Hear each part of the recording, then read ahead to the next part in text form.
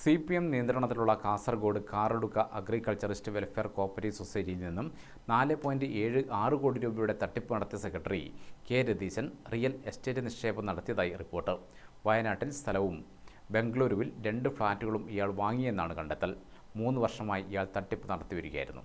മാതാപിതാക്കളുടെയും സഹോദരങ്ങളുടെയും പേരിൽ വ്യാജ സ്വർണ്ണപ്പണയ ലോൺ എടുത്ത പ്രതി കേരള ബാങ്കിൽ നിന്ന് സൊസൈറ്റിക്ക് ലഭിച്ച ക്യാഷ് ക്രെഡിറ്റ് 1.10 കോടി രൂപയും തട്ടിയെടുത്തു. സൊസൈറ്റിയിൽ പണയം വെച്ച 42 പേരുടെ സ്വർണവുമായാണ് ഇയാൾ സ്ഥലം വിട്ടത്. ഒളിവിൽ കഴിയുന്ന രതീശനെ പിടികൂടാനുള്ള ശ്രമത്തിലാണ് അന്വേഷണ സംഘം. ബാംഗ്ലൂരിലടക്കം പോലീസ് അന്വേഷണം നടത്തുന്നുണ്ട്.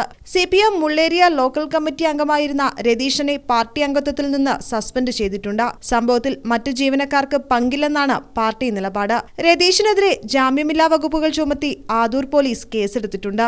ഇല്ലാത്ത ആളുകളുടെ പേരിൽ സ്വർണ്ണ വായ്പ എടുത്തും അപെക്സ് ബാങ്ക് സൊസൈറ്റിക്ക് നൽകിയ പണം സ്വന്തമാക്കിയുമാണ് തട്ടിപ്പ് നടത്തിയത്. പണയം വെച്ച സ്വർണം രതീശൻ കടത്തിക്കൊണ്ട് പോയിട്ടുമുണ്ട്. സഹകരണ വകുപ്പ് നടത്തിയ പരിശോധനയിലാണ് തട്ടിപ്പ് കണ്ടെത്തിയത്. തുടർന്ന് സഹകരണ സംഘം പ്രസിഡന്റ് പോലീസിൽ പരാതി നൽകുകയായിരുന്നു.